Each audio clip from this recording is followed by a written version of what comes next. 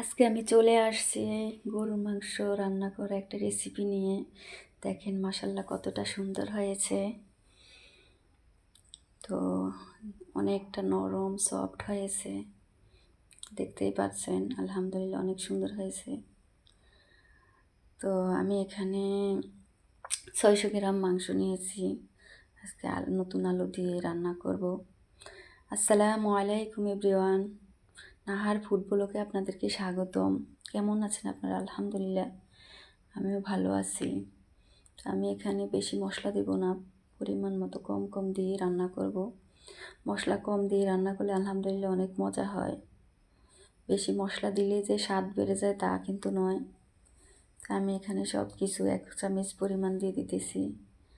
আদা বাটা, রসুন বাটা, পেঁয়াজ বাটা, জিরা বাটা আর পেঁয়াজ কুচি দিয়েছি কিছু, শুকনো মরিচ দিতেছি, হলুদ গুঁড়ো, লবণ স্বাদ মতো দিয়ে দিলাম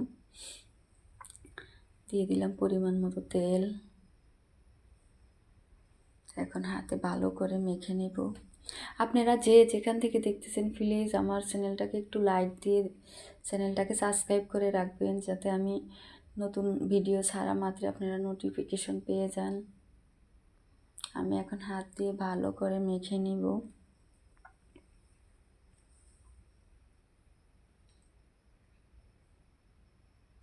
মাখিয়ে বসালে মাংসটা আলহামদুলিল্লাহ অনেক ভালো লাগে। তো আমার এই তো মাখা শেষ হয়ে গেছে।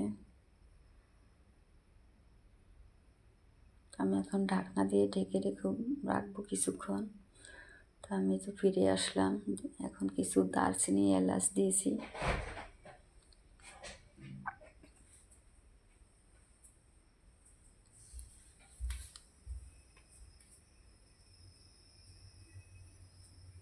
তো আমি এখন একটু ভালো করে নেড়ে চেড়ে মিক্স করে নিতেছি।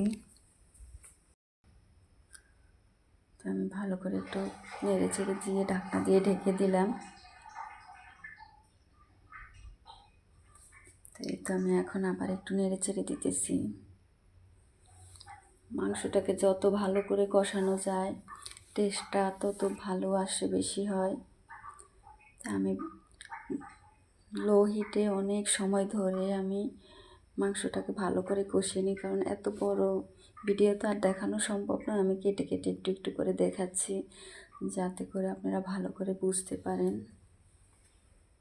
সব দেখালে তো ভিডিওটা অনেক বড় হয়ে যাবে, লং হয়ে যাবে, আপনাদেরও দেখতে ভালো লাগবে না।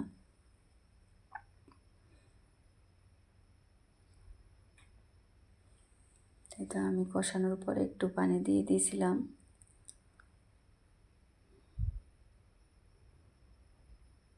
আমি আবার ঢাকনা দিয়ে ঢেকে দিয়েছিলাম। এখন এসে আবার ঢাকনাটা তুলে নিলাম।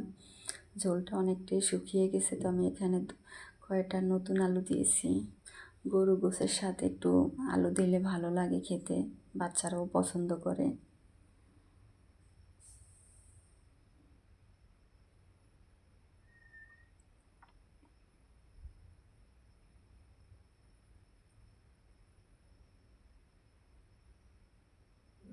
আমি ভালো করে মিক্স করে দিতেছি, আলু আর মাংসগুলো একসাথে মিক্স করে দিলাম।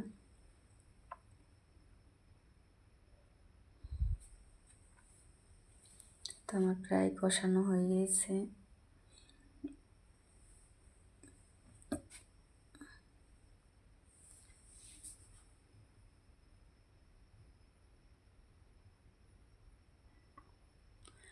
আপনারা কমেন্ট বক্সে জানাবেন আমার রেসিপিগুলো কেমন হয়। একটা কমেন্ট করলে আসলে অনেক ভালো লাগে। আপনারা কমেন্ট করে জানাবেন। তো আমি এখানে গরম পানি অ্যাড করে দিলাম, তাহলে তাড়াতাড়ি মাংসটা সিদ্ধ হবে।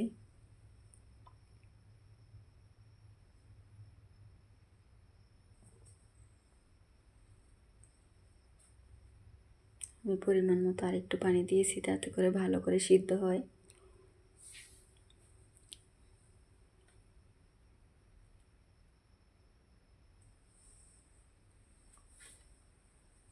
এই তো আলহামদুলিল্লাহ আমার মাংসটা হয়ে গেছে। আমি একটা বাটিতে তুলে দেখাচ্ছি মাংসটা কত সুন্দর হয়েছে। কালারটাও আলহামদুলিল্লাহ অনেক সুন্দর হয়েছে।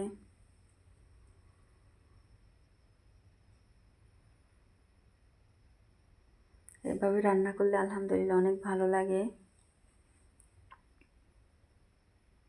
তো সবাই ভালো থাকবেন, সুস্থ থাকবেন,